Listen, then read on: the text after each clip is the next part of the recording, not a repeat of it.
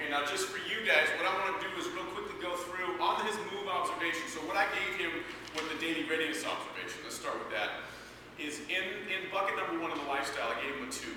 Because he said he hadn't slept a lot and he wasn't very well rested. So it wasn't a killer, but it was a 2 because the other things were doing okay.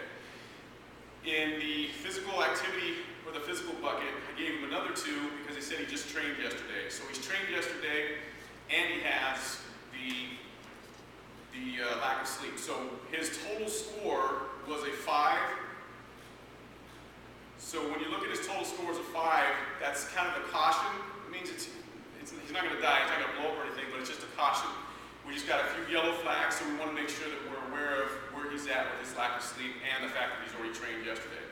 So he has a 5 with the 2 buckets being lifestyle and physical.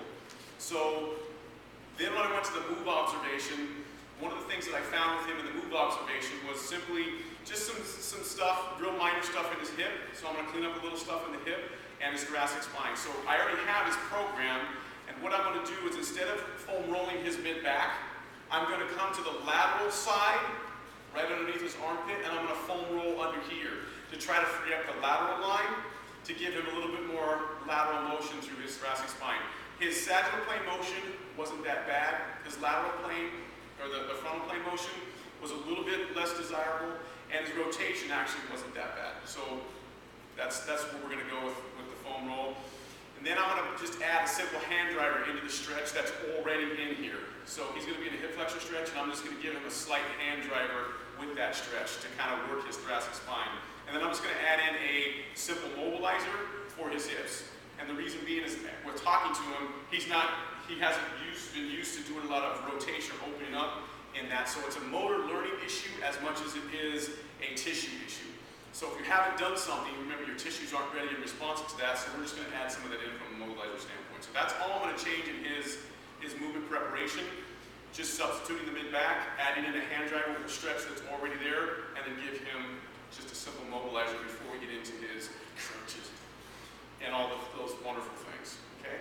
So that's what we're going to do with him. Now, from a workout standpoint, when we come back into his physical and lifestyle buckets, some of the big keys there are the intensity, volume, recovery, regeneration, the skill and execution, and the time and retention. So what I'm going to do is I'm going to really look at his volume. I'm not going to pull away a lot of intensity because I don't want to give him a really light workout because that's not what he wants, challenge. I'm just going to pull back on volume. So Dan's going to have a little less volume. So instead of doing 3 sets to 20 seconds that's on here, we may start with just 2 sets and see how that works for today. And that'll be his big one. We're going to do some recovery and regeneration. So I'm going to, once we finish that, may see where he's at, may end up doing a little bit of foam roll at the end, or just doing some bicycle. I'm going to see how he goes through the particular workout itself. I may just end him up with either the treadmill or some bicycle, and just get him some stuff, and then I'll send him home with some things to do, like maybe a hot cold shower or something.